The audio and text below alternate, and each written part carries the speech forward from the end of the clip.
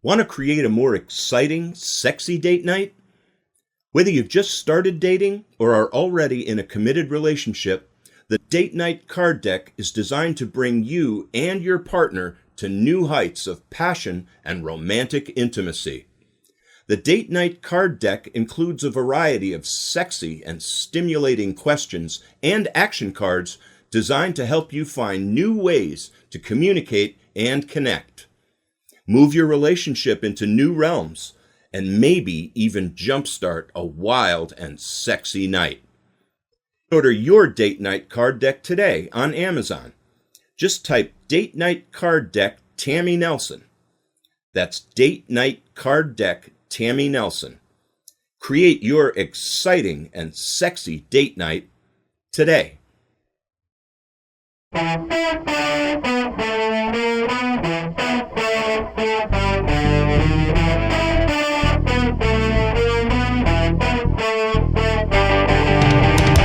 Hi, sexy listeners. Welcome to The Trouble with Sex. I'm Dr. Tammy.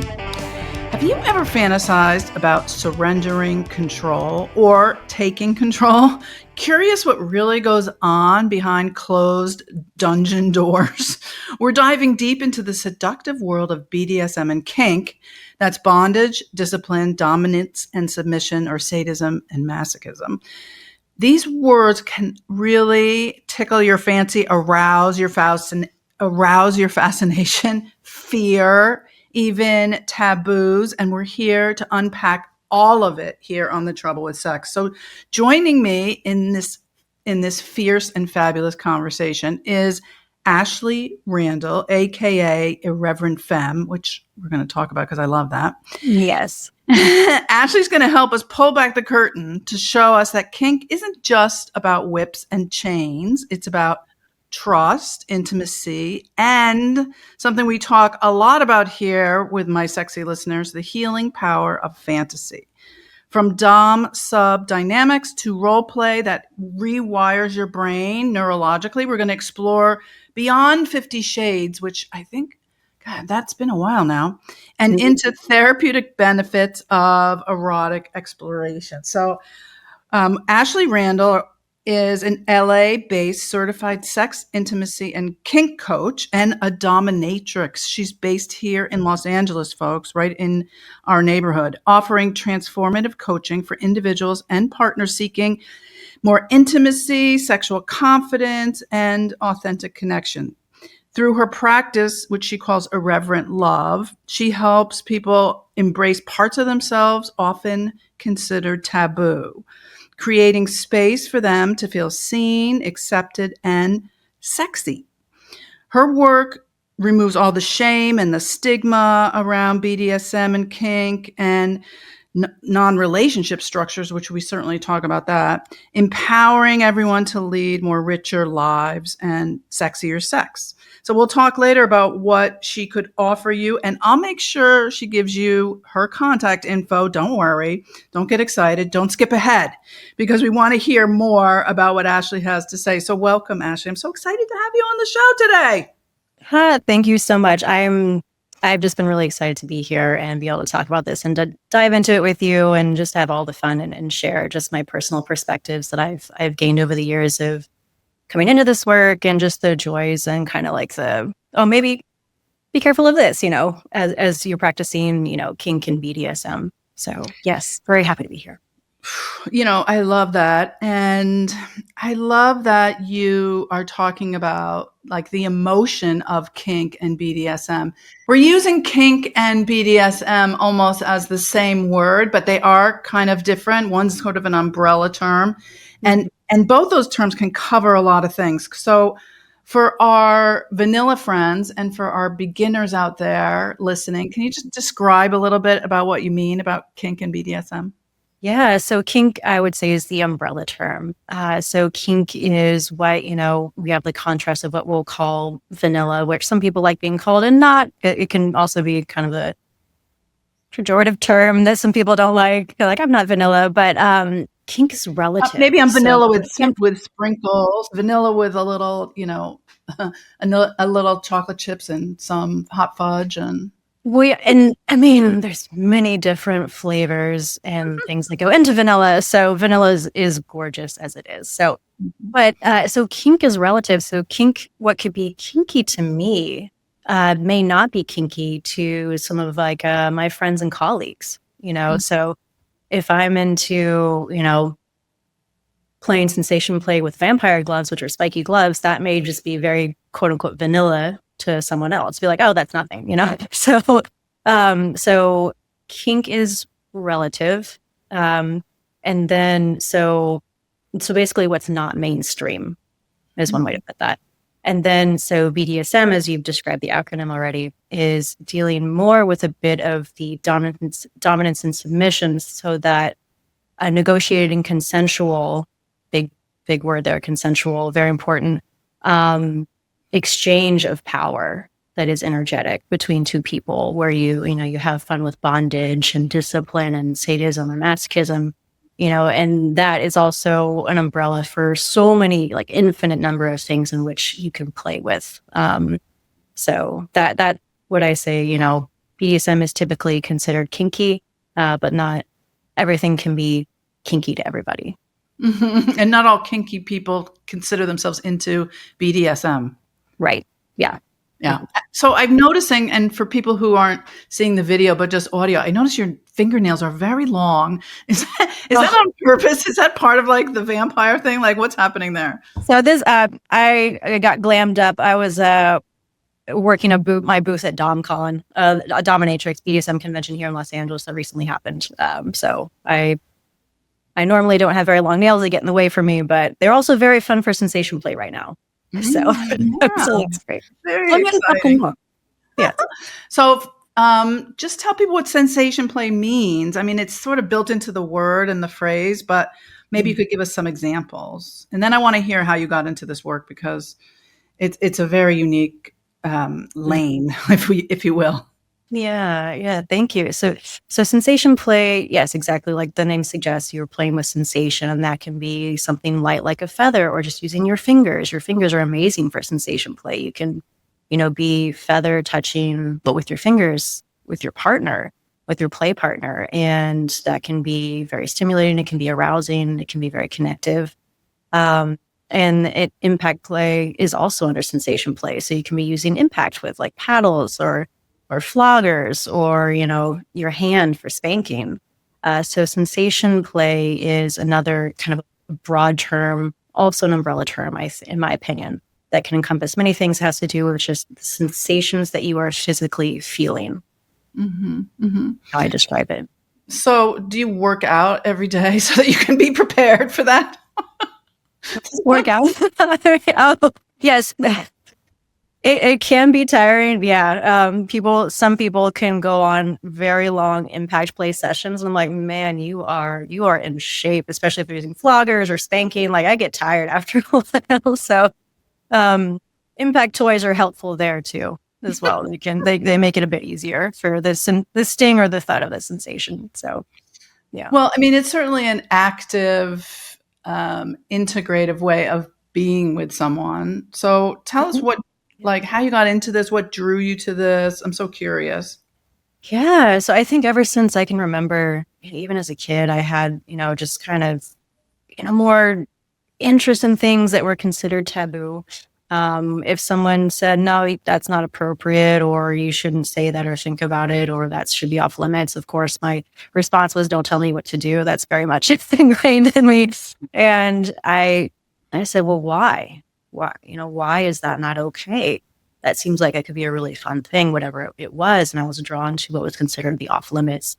And so I had these thoughts growing up. I also felt like I grew up in the suburbs of Dallas, Texas, mostly. I lived 2 years in Belgium as well, in the middle school time frame. But for me, I also, got this, socially conservative messaging from most of the suburbs and the culture and society around me of, stay in your lane, you're a little girl, this is what is acceptable of you. And this is what sex and relationships are supposed to look like. And that didn't sit well with me. So I grew up wanting to help people dig deeper into relationships and communication, and I kept being allured towards that.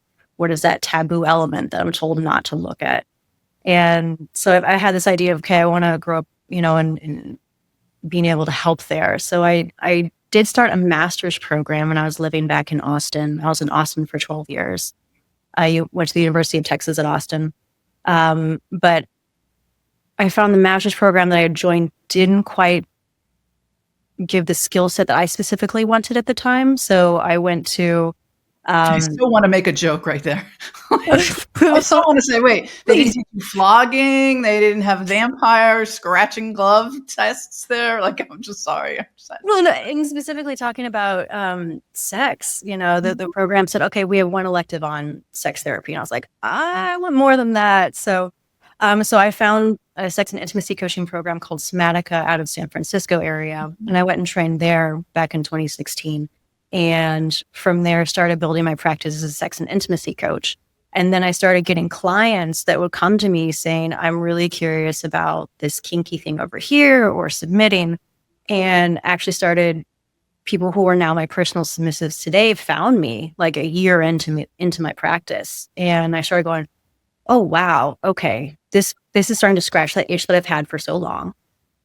I also want to make sure I'm being responsible and doing a good job and bringing them everything I can bring them and not being irresponsible or hurting people, like physically or psychologically. So I found a dominatrix academy program by Mistress Damiana Chi here in Los Angeles, out of the Chi Temple, called the Evolutionary Dominatrix Academy. And I did that a few years ago. And that was just really transformative. It gave me so much more tools, so many more tools with, just being able to step into what is now my Dom self, which is Irreverent Femme, and being able to show up for my personal submissives and now my professional submissives, and feel like I can guide people with far more confidence and skill and take really good care of them and give them more of what they're needing for themselves, in my opinion. And I can go into later about how my motivation for doing this work.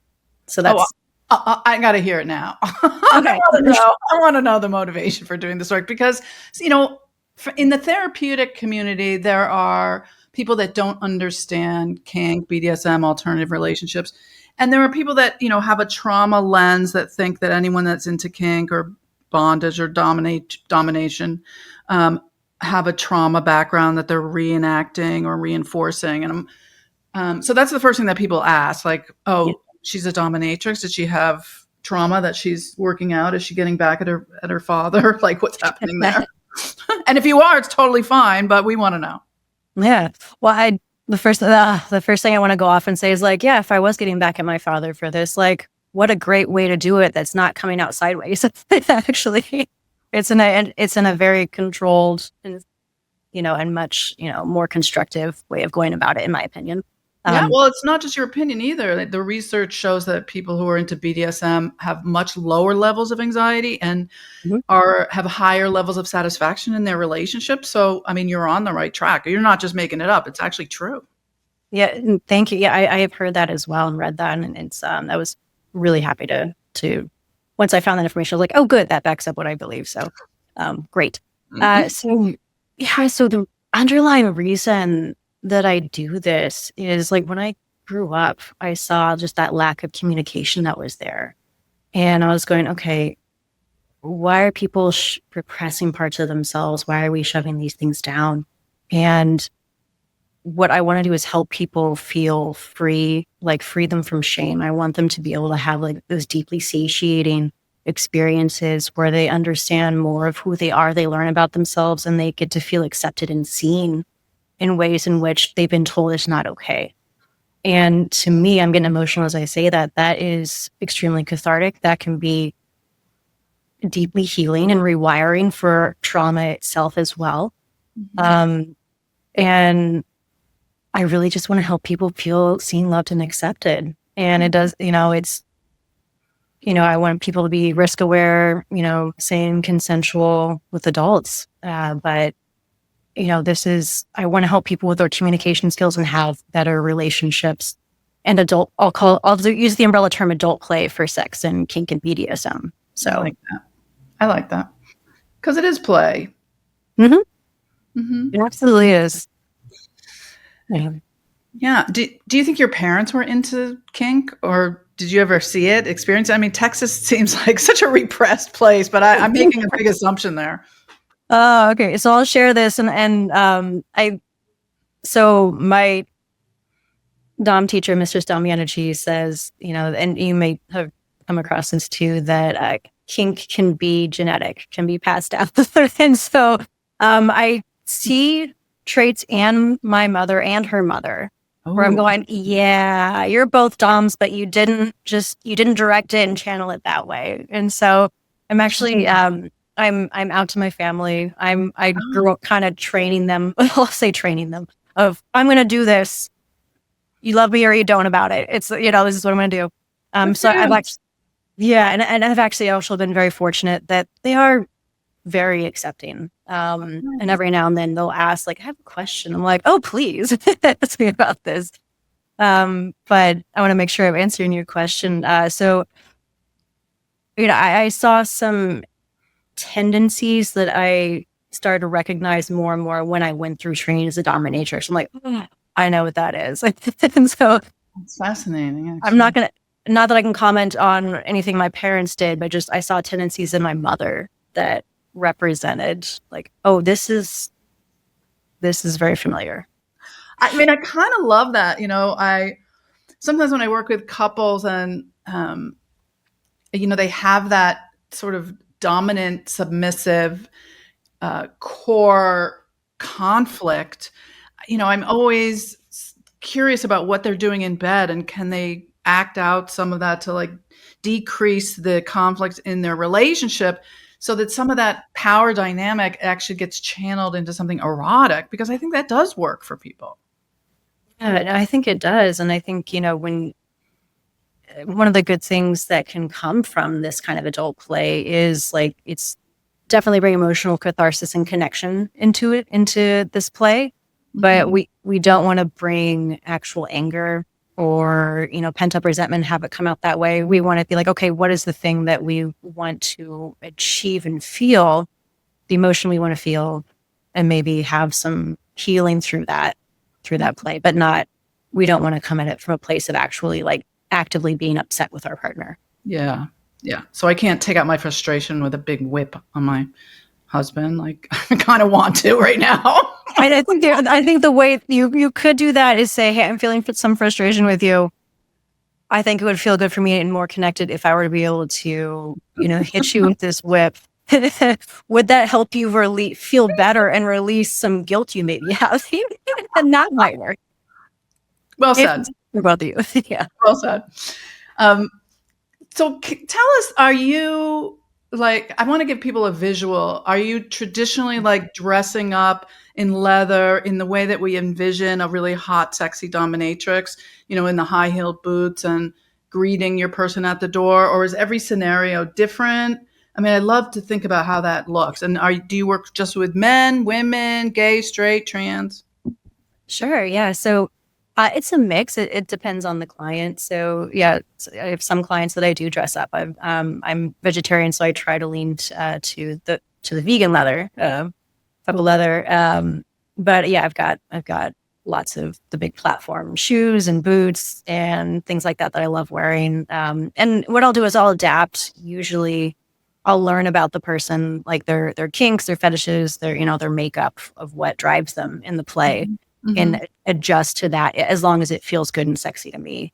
And so typically what I'll do. And so I mostly get cis heteronormative men. So I'm just, straight men for short, usually get that. I work with couples as well, partners that come in that they're like, we don't know how to do this dynamic. Like we're intimidated. And so I love actually being I've called myself for a long time now an introductory dominatrix, where newbies, I'm like, please come on in. I'll let's see what you want to do, and I'll help guide you through it. So that's really fun. And then I also love working with mostly cis women, who want to be more dominant. And they're like, okay, I don't know how to step into this. My partner wants me to be more dominant, or I want to be able to please my partner, and I help them figure out, okay, what do you want in this, and give them some empowerment there to understand their own their own sexual makeup of what their desires are. And then, yes, I work with everybody. I've had some wonderful trans clients and non-binary clients as well, that I've had some really beautiful play with. So I love when you said, if it feels sexy to me, like, so that you're really bringing in your desires and your needs, and that you feel like you have to be part of the equation. It's not just you filling their needs. Like, can you say a little bit about that? Yeah. So I'll say a big part of the dynamic with dominance and submission is that energetic power exchange after careful negotiation. So for me, if I'm not having a good time, the submissive is going to feel it. And they're going to go, okay, I'm now thinking again, because we want to help shut their brain off to go into subspace. And, my mistress, goddess, whatever the honorific is for the person, she's not having a good time. Maybe she's not, maybe I'm not doing something right. So it takes the submissive out of it, for one. And then I think this is learned over time, especially when I was like first starting out, and I still struggle sometimes with, okay, I want to be enjoying this more myself. And that's where it's been my work to figure out what turns me on, what satiates me in this play. And so for me, it's really important that I feel sexy. A big underlying motivator for me is I want to help people have better communication skills, like I was saying earlier. And learn more about themselves. And so for me personally, when it's usually cis, straight men coming in who they just want to use me for sexual gratification, I just say no. I'm just like, that doesn't feel good for me. If I had a different nervous system and I didn't have a big being used wound, I would make way more money, and power to my sisters who can do that. Like, I'm just like, I am so jealous of you. But also I feel also don't want to enable entitlement, and I see a way in which that can happen with that. And that is not to shame sex work in any way. But for me, I'm not having a good time, and I'm not going to keep bypassing myself. And so that's my own personal perspective and approach to the work that I do. It's almost as if you separate yourself, like, I'm not a sex worker, I'm more an intimacy coach. And the dominatrix piece feels different. I mean, it feels like there's a little like sort of triangle, and that's a different point of the triangle. Yeah. I oftentimes will blend the sex and intimacy coaching and the BDSM play with clients. And so I'll use it too. I'll have the kink play BDSM play be therapeutic to help them work through things and achieve, and feel parts of them and, that they haven't before, which can be very healing. So that's not to say that I don't have clients who I have a beautiful connection with, who they usually start as clients, as sex and intimacy coaching clients, that I didn't transition into submissive clients who then we just have lots of, we then can have the sexy, fun BDSM play because I've got to know them and I know where it's coming from. So I feel connected to them more rather than just this, you're going to do this for me, this kind of entitlement that can show up, but feels entitlement. At least I want to speak for everybody else. So that's where I'm from. That's so interesting. I have a few couples now who they're heterosexual couples or bisexual, and the male partner really feels so drawn to exploring that submissive part of themselves, and the wife is like so not into it. And they're like, okay, go see the dominatrix, get it out of your system, and then come back, because I am not doing that for you. And it seems like, it's a way of, for them and for the couple, of living in integrity in a way, like they're honoring that part, but it's just not going to work for me. So go get that need met somewhere else. Yeah. And I think that's one of the beautiful things that, that we can help with is helping keep relationships intact. Like, okay, go outsource that.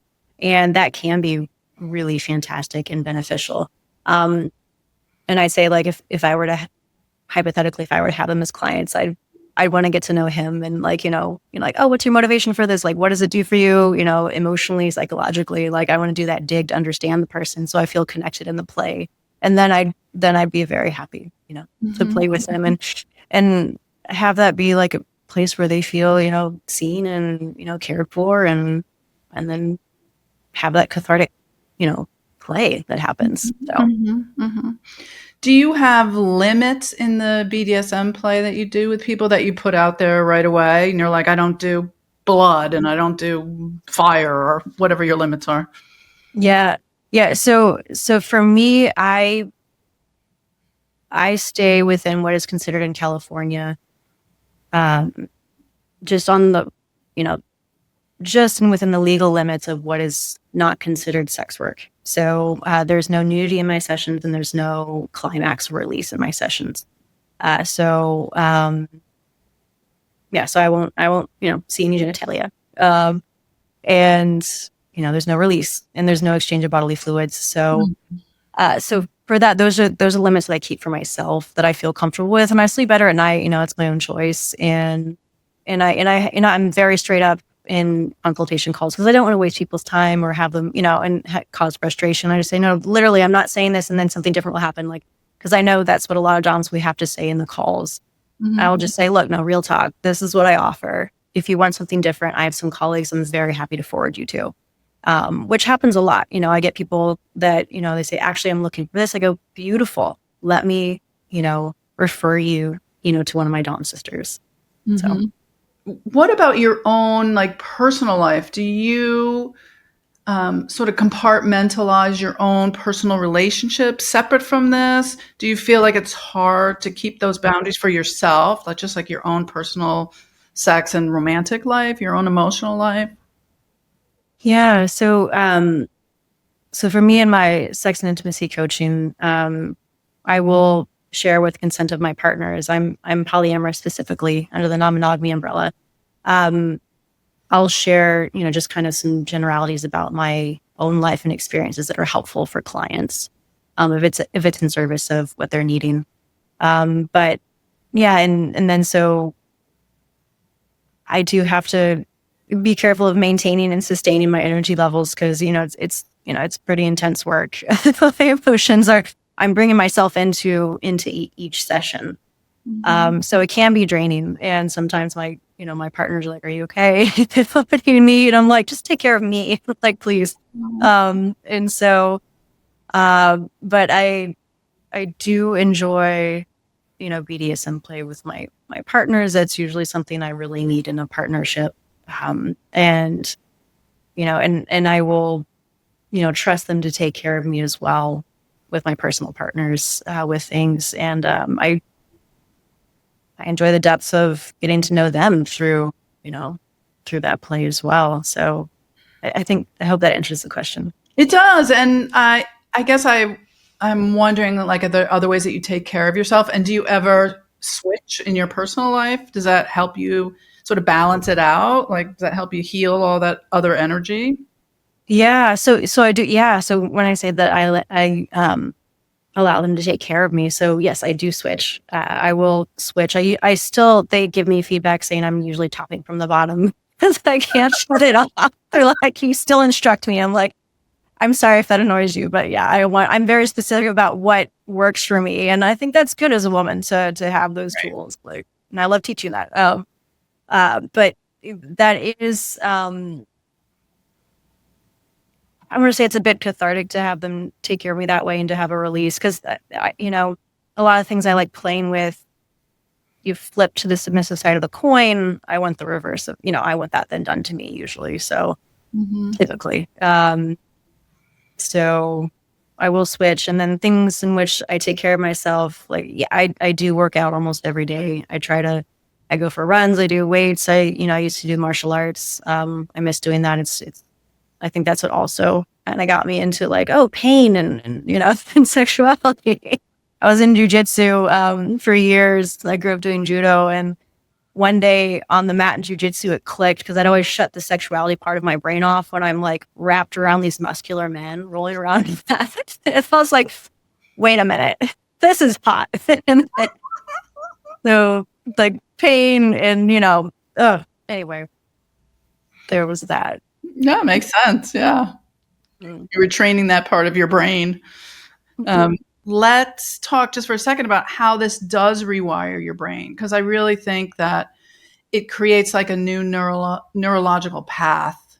And I think that pleasure can heal a lot of trauma in this way. I really do think that there is something that people are looking for and repeating because it's so healing in the way that our brain stores trauma, in the way that our brain stores our own sexual self and our successful sexual experiences, and how we create that narrative in our heads going forward. Yes, I've got a couple different examples. And I want to make sure, so how it can be healing is the question. Yeah. That's good. Yeah. So a really popular to me thing I like doing with a lot of clients, and just people in general, is I love using some bondage. So just some light bondage, some restraints, usually some form of like wrist cuffs behind the back, with a lot of straight men, and they have trouble turning their brain off. And so what I'll do is say, okay, I want to make it to where you can't do anything. So I will restrain them. And then after, negotiation, figuring out a bit more about, their background, I will start to then, start to play with, okay, you can't do anything. And that is making me so happy and turning me on so much just to see you like this as my plaything. And so what I'm seeing a lot of that is doing is helping these men turn off their brain. I tell them, you're only allowed to listen to the sound of my voice. You're not allowed to think. You're just going to do exactly as I say, and you're going to do such a good job at that and be so good for me, aren't you? And so I'm luring the men with the sexuality of that, with the voice. They're like, okay, yes, I want to make you happy. And so they're shutting the brain off. They're just following like the voice. And I'm starting to praise them for being good by just existing there. And that can be so healing for people, especially straight men who are conditioned to produce to earn love. And they have no choice but to receive in that moment, in that scene. And what it can hit on is it can feel really good. It can be very arousing. I can be telling them how attractive and how hot it is for me, which feels very good emotionally. And then what it can do, I think, at a deeper level and psychological level, is it can help heal that sense of you don't have to be on and doing all the time, and you are enough here, and you are worthy, and you can receive these things. And so they're getting all of this feedback that they can start practicing taking in, which I see be very healing. It actually helps. A lot of men will come to me for sexual function issues and say, hey, I don't actually, with the core of it, they don't feel desired. And so when I flip it on them and say, why don't we try this? And I put them in this similar to this scenario, the blood flow happens eventually. And they're like, oh, I'm being taken care of and seen, and you're wanting me, and I'm not having to perform and do and be up in my head and think. And that can be a way to help retrain their body and emotions back into what adult play and sex can be. So that's one example. Yeah, that explains a lot of why I like to be submissive, because I'm in control in so many areas of my life. I have so much going on. Like, the one place I don't want to be in control is in bed. Like, it's exhausting. Yep, that's it. Yeah. That's actually one of my favorite lines. So I finally just say, that must be exhausting.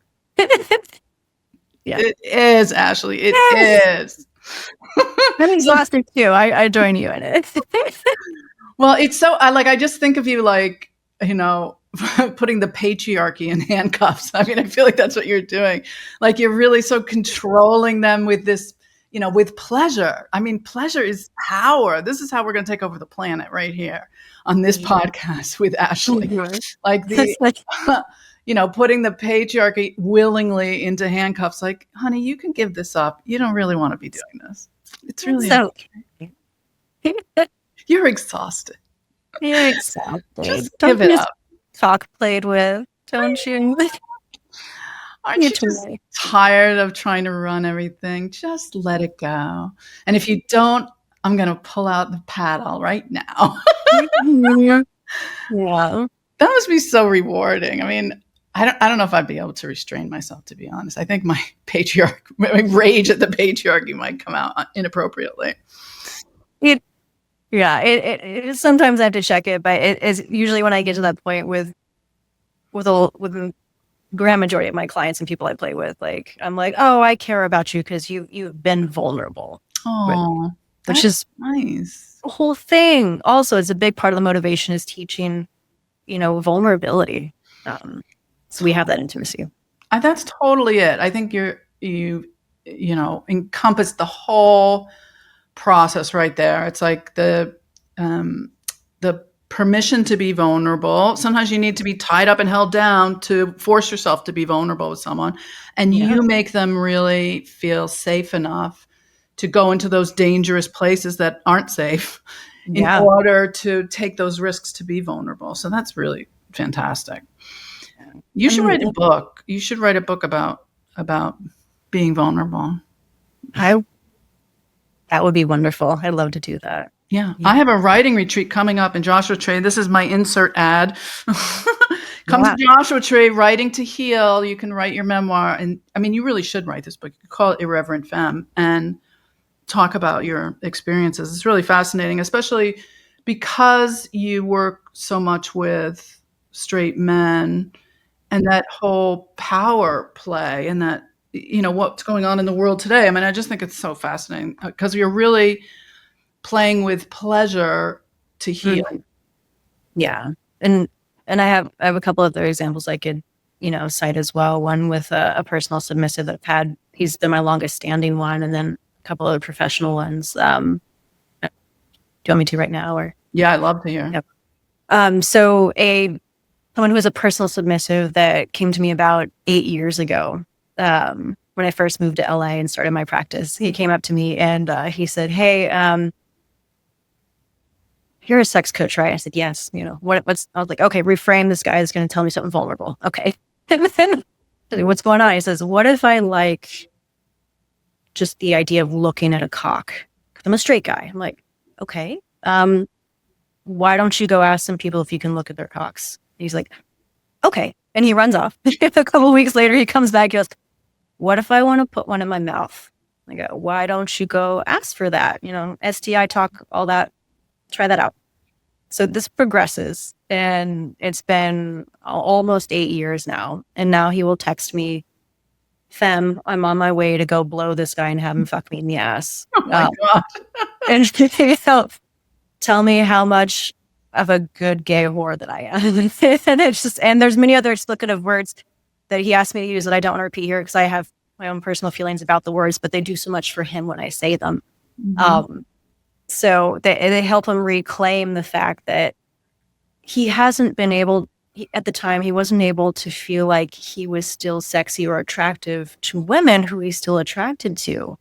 And he's married, and he and his wife have a beautiful relationship, and they just had a child a little over a year ago. And she's fully supportive. And he didn't feel attractive to other women. Mm-hmm. He's like, "No woman will find me attractive if I enjoy having sex with men." Mm-hmm. I was like, "I find that attractive."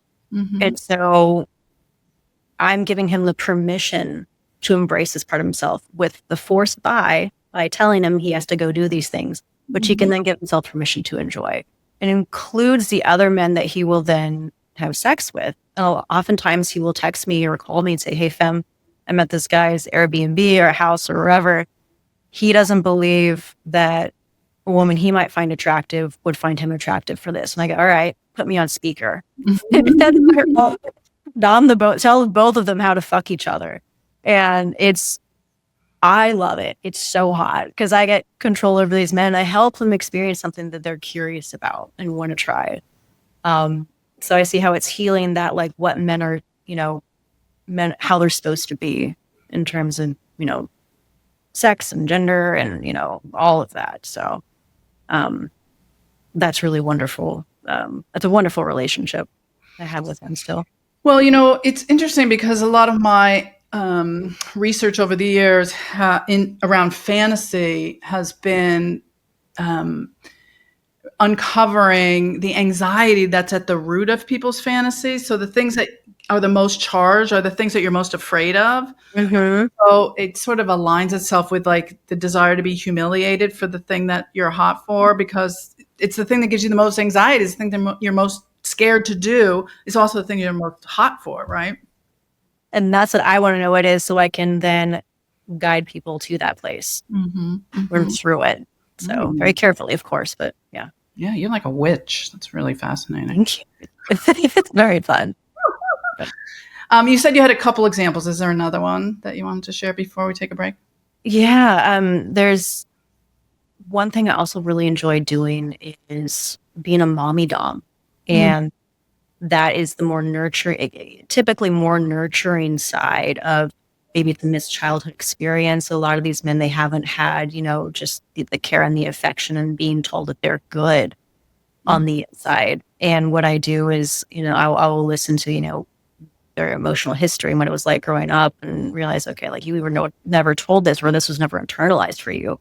And so I will step into the mommy role. Not that I'm exactly their mother, but I'm a maternal figure where I'm holding them and, like running my fingers through their hair and telling them they're so good. Or it could also be like they were caught and shamed by their mother for, being curious about sex. And sometimes I'll play the scenario of like, I found these dirty magazines under your bed, and I'll make them tell me what they enjoy. And then as the dirty mommy, then I'll get turned on by it and tell them that, give them the reinforcement that it is very sexy and wonderful. And then like some I've had where maybe they've had abuse in their background from their parents. And, I've had someone where his parents would beat him. And so he described it to me. And so what I would do is I'd hold him and his walls would start dropping, and feel him melt more when he was a combination of telling him he's a good boy and then being rough and pulling his hair and slapping his face. So it's creating that, but then in a controlled environment where he has agency and he's then taking that love in. That's all he knew. And he just melts in my arms, and just it hits my heart so hard. But that's very careful, beautiful work when touching on that. So.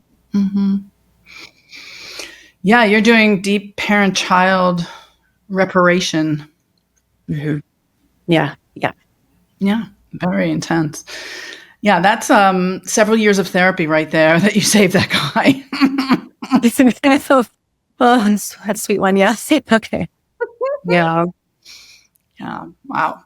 We do parent-child dialogues like in therapy. It takes a long time to get to those places. Just verbal talk. Yeah. They're very deep, careful work. So yeah. No, that's great.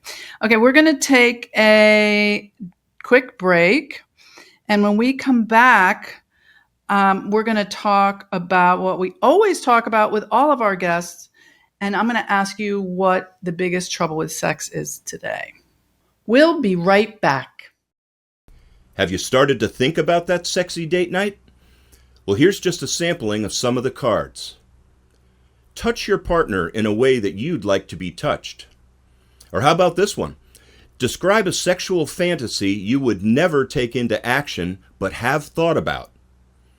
To get your deck, just go to Amazon and type Date Night Card Deck Tammy Nelson. That's Date Night Card Deck Tammy Nelson. Create your exciting and sexy date night today. Have you ever considered going to a retreat? Retreats allow you to focus on what's important in life. Hi, I'm Dr. Tammy. Over the years, I've conducted many retreats and have watched the participants grow in ways they didn't even expect. Coming up this October 2025, I'm conducting 2 back-to-back retreats in Joshua Tree, California. The first one is Art of Intimacy, a ketamine-assisted couples retreat. If you're ready to discover a deeper, more passionate relationship, or if you and your partner are seeking personal insight into yourselves and your relationship, this retreat may be for you. Following the couples retreat will be my writing and publishing retreat. If it's time for you to jumpstart, create, or complete your writing project and give yourself a unique, one-of-a-kind personal experience in the surroundings of the desert, then this retreat will be for you. I have helped dozens of people bring their ideas to paper and for some, get them over the finish line into a published book. In the past, we've had people attend either the couples retreat, the writing retreat, or both. The choice is yours. If you're not familiar with Joshua Tree, it's a unique national desert park that was forged from the earth millions of years ago. It's known as a place to find peace, solace, and reconnect with life itself. For more information and to sign up for any of our October 2025 retreats, go to drtammynelson.com/events. That's drtammynelson.com/events. Time and space is limited, so don't delay. If you have any questions, you can contact me at thetroublewithsex.com. And don't forget, you can always go to my website, drtammynelson.com/events, to see what future retreats I'll be conducting. Make the commitment to yourself today. You'll be glad you did. And here's a graduate of my writer's retreat from last year in Joshua Tree, California. He's now a published author. Davenport Publications presents James and Jim. James Morrison had it all. A beautiful wife. A perfect family. He was ready for partnership with a prestigious management consultant firm in the big city. He had everything a man could want. Until one night, on an ordinary train ride home, James witnesses a murder. Or does he? And is his new client the murderer? Sometimes murder is just part of the job. Witty. Wicked. A diabolical new thriller by Douglas Moser. James and Jim. On sale now. The Psychotherapy Network or Symposium is the preeminent conference in Washington, D.C. for therapists. They recently started Innovations in Psychotherapy in Anaheim, California. We've attended both and asked attendees what they thought was the biggest trouble with sex today. Here's what one therapist had to say. What do you think is the biggest trouble with sex today? That people aren't honest about what they want. I think people aren't honest about what they want and they don't communicate enough with their partner. People are afraid to explore new things or be themselves when it comes to intimacy because they don't trust their partner all the time. We'd like to hear from you. What do you think is the biggest trouble with sex today? Go to thetroublewithsex.com and click on Ask Dr. Tammy and submit your response today. We may use it on a future episode. Now, let's get back to our conversation with our guest to hear their answer. We're back with Ashley Randall talking about BDSM, kink, and being a dominatrix. And she's giving us some real insight into the work that she does to empower people to lead more rich, psychologically healthy lives, which I find so fascinating. So, Ashley, I'm going to ask you what I ask everyone that comes on the show. What do you think is the biggest trouble with sex today? Ooh, yeah. And I was thinking about this. I think the first thing that comes to mind is the attachment and meaning in stories that we give to if we're into something or something turns us on, what does that mean about us or about our partner or about our relationship? It must mean that's what we want to do out in the rest of the world. And it's not. It's information about our fantasy lives and emotional lives. And so I think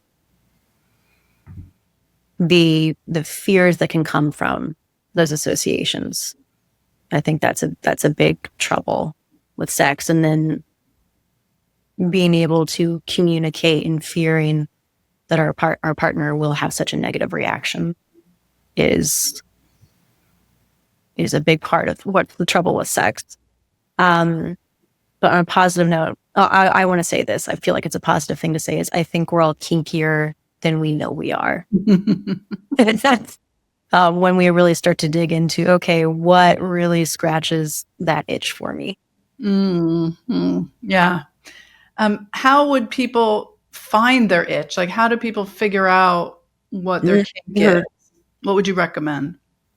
Yeah. So I like to say this. I like to say, start with,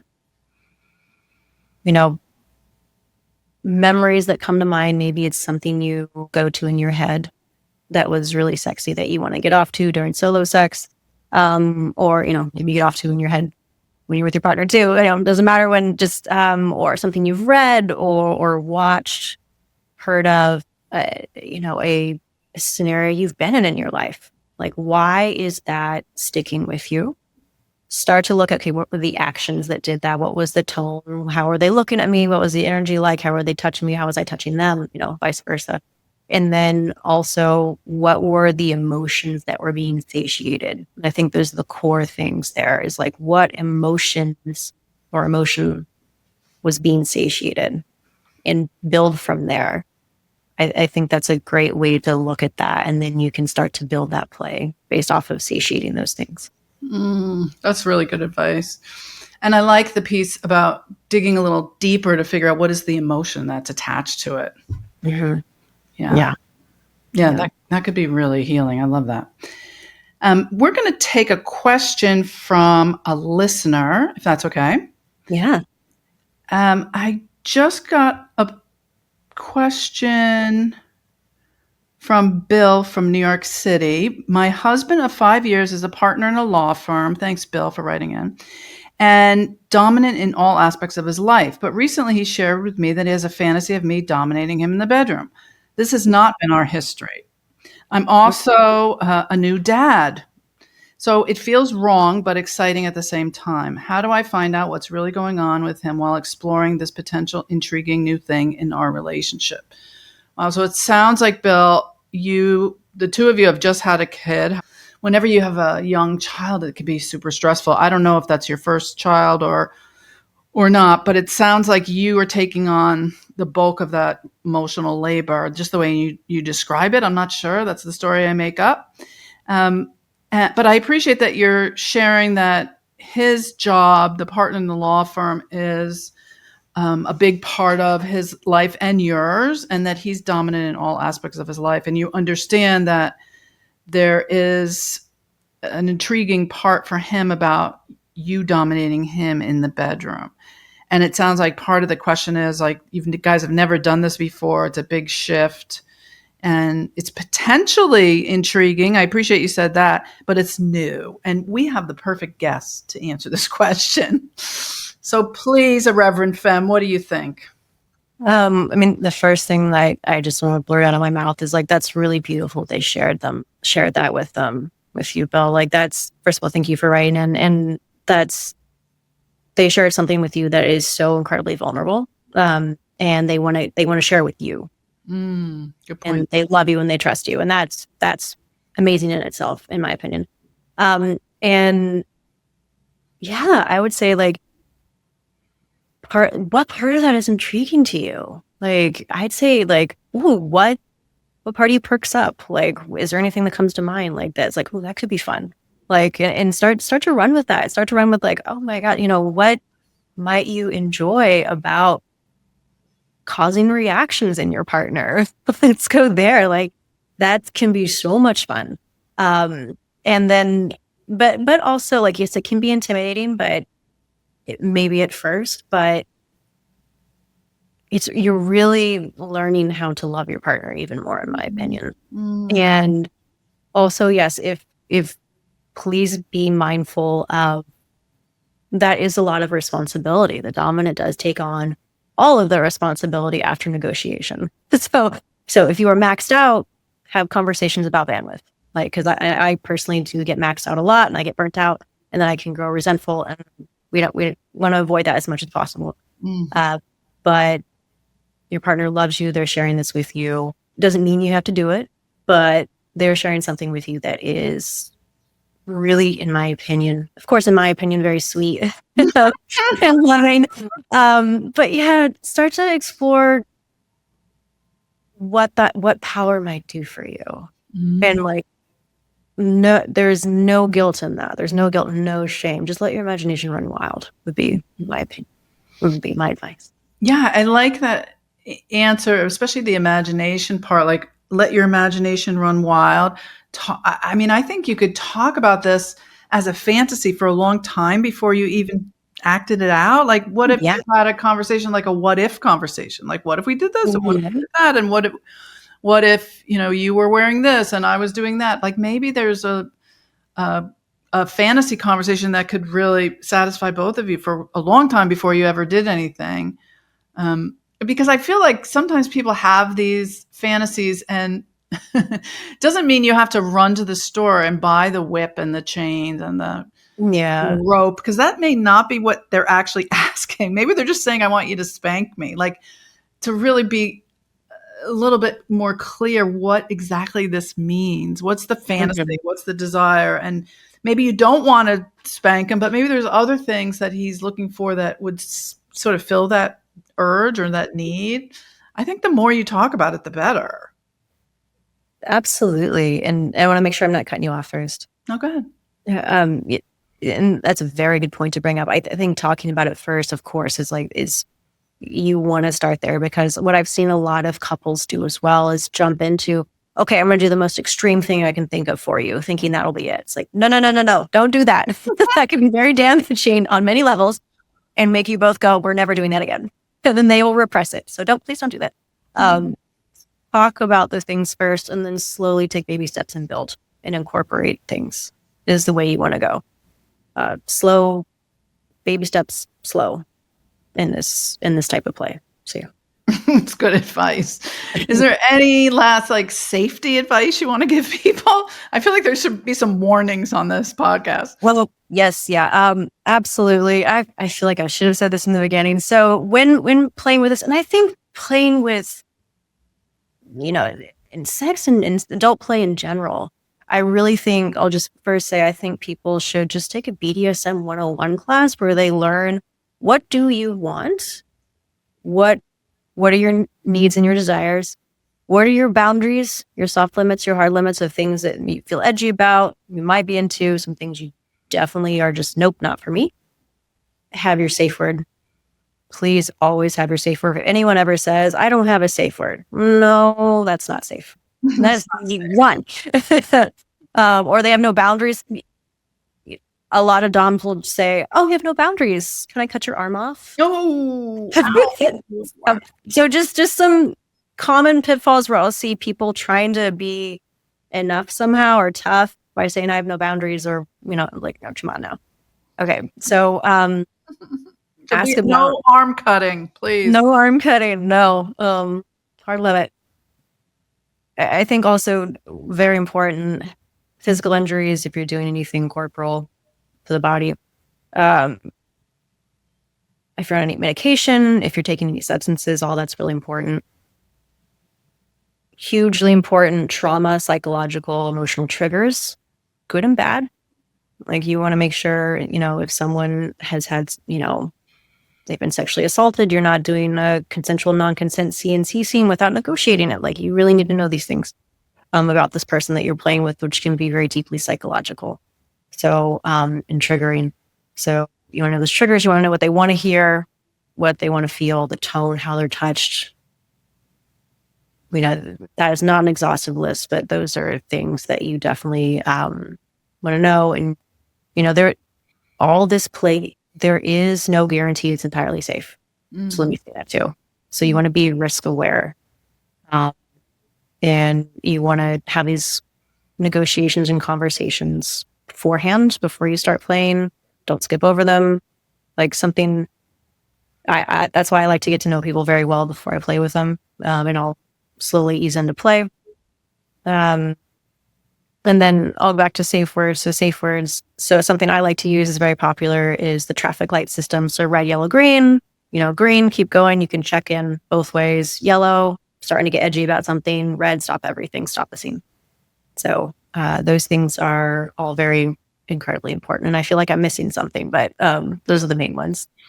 No, I think those are all crucial. definitely don't cut arms off. Definitely have conversations beforehand. Definitely, it could be unsafe. So you really do need a safe word. Definitely use the traffic lights. And I do want to warn people about like tying each other up. I feel like since the 50 Shades of Grey, people are tying each other up, and you can really cut off people's circulation. You could hurt yourself. So like, I love the idea of like taking a course or really learning how to do it safely if these are the things you're into. Yeah. And I'll say like, I keep hearing is very popular now, is people are choking each other. I'm like, that is so dangerous. Like, please take a class in a dungeon about that. Breath play can cause death and brain damage. We don't want that. Very important. Also, yeah, like you mentioned, being tied up. If you tie somebody up or restrain the wrist behind their back and they're standing and you walk away and they fall over, they can hit their head, like, or break their arm, or like, so we want to be very responsible. When you're starting to, incorporate these types of play with the body, best to take classes. Please take classes so you're taking care of each other. That's I can't stress enough how important that is. So don't just jump into things and like, I'm going to tie you up and choke you. No, don't do that. No, please don't. Please don't do that. Please don't. This is a no choking zone. If you're listening to this podcast, you are in the no choking zone. So yes. Yeah. Any last things that you feel are important that you want to tell our listeners? Our sexy listeners have a lot of experience, and some of them are newbies. So there's a wide range. Yeah, I think something that I've alluded to, but I want to touch on too, is just the different, types of kinky BDSM play that we can have. And some of it's recreational, maybe for just like, gratification, which is amazing. And I love doing that with, my trusted clients and my partners. And then it can be therapeutic, like there's a lot of what we've been talking about. So there's different ways of playing with it. So I want to make sure that was touched on. Look, if you ever think of anything else that you think is important, you can email me. We'll make sure we put it in the show notes, and maybe we'll have you on again. I mean, there's a ton of things to talk about. Love to. And maybe, next time we'll even have a demo. Oh, that would be very fun. Yes. Would love that. Yeah. So if you're listening and you want a demo, let us know what you are interested in, what you want to learn, and maybe we'll have some practical interventions and exercises from Ashley Randall, the Irreverent Femme. Thank you so much, Ashley, for being here today. It was really fun. You're so very welcome. I'm happy to be here. Thank you so much, Dr. Tammy, for inviting me. Yeah, I think in these times of anxiety and confusion, I think the more we can talk about and experience pleasure in all the ways that we do, then the more we're doing our work in the world. So I really love how you're tying up the patriarchy and creating pleasure, and it's just making my life richer. So that's great. Thank you for empowering people and empowering women and all of us and all of our listeners. I really just love this conversation. And for more information on Ashley Randall, the Irreverent Femme, or sex, intimacy, and kink coaching, you can go to irreverentcoaching.com, IRREVERENT coaching.com. Are there other places that you want people to check you out or contact you? So you have my Instagram, which is Irreverent Love Coaching. And I have a new Dom site going up that I'm still working on, irreverentfemme.com. So that's IRREVERENTFEMME.com. Yep. Okay. Perfect. All right, folks, we'll leave that information for you in our show notes. This has been another very fun episode of The Trouble with Sex. I'm Dr. Tammy. Until next time, stay safe, stay sane, and stay sexy. Have a question about your relationship or sexual wellness? Visit thetroublewithsex.com and click on Ask Dr. Tammy to send us your questions. For sex-positive tips, live events, and updates, join our mailing list and follow us on Instagram at The Trouble with Sex. Listen to episodes of The Trouble with Sex on Apple Podcasts and Spotify. Please share and rate the show. We so appreciate and thank you for supporting us. The Trouble with Sex is produced by Brandy Savitt. Audio for this episode was designed by Bethany Knoll Productions. This episode was engineered and mixed by Bruce Hirschfield. Music by Bruce Hirschfield.